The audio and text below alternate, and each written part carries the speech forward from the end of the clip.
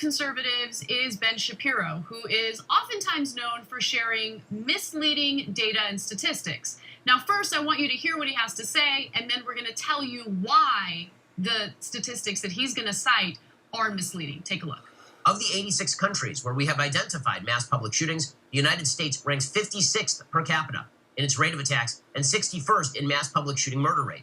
Norway, Finland, Switzerland, and Russia all have at least 45% higher rates of murder from mass public shootings than the United States.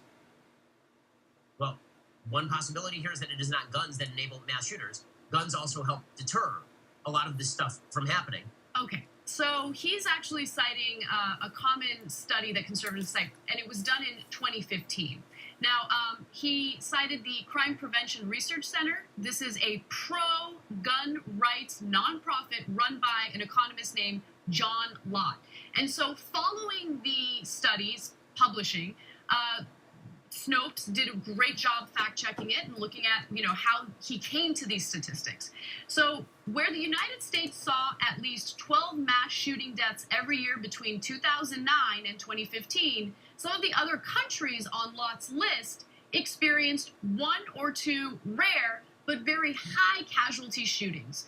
When you average out the death rates, this creates a highly misleading impression about the consistency and lethality of mass shootings outside the United States. So what this study does is it looks at the general population, the size of the population, and the number of people who have died as a result of mass shootings relative to the size of the population. Well, the United States has a giant population compared to these smaller European countries that were cited in the study. So it's incredibly misleading, and it's misleading on purpose. So let me explain two more pieces of context there. So anyone, especially with a high-powered weapon like in New Zealand, can kill 50 people in one massacre, right?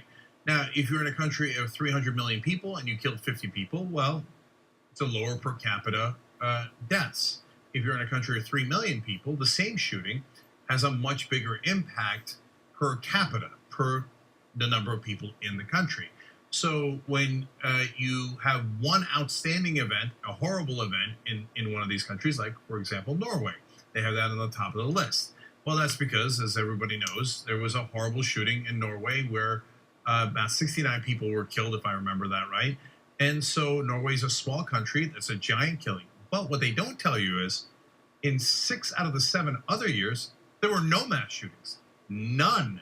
So that one shooting massively skews the average. Now, I'll give Ben credit. I think he's intelligent enough to know that. He just leaves it out on purpose. Yeah, I mean, look, statistics can be manipulated. The statistics from this study are correct, but it depends on the methodology and how you're measuring things. And it was specifically measured in a way to make it appear as though the United States does not have any problems with gun-related deaths tied to mass shootings, especially when you compare them to these European countries. But again, what is the size of the population? How often do these shootings occur?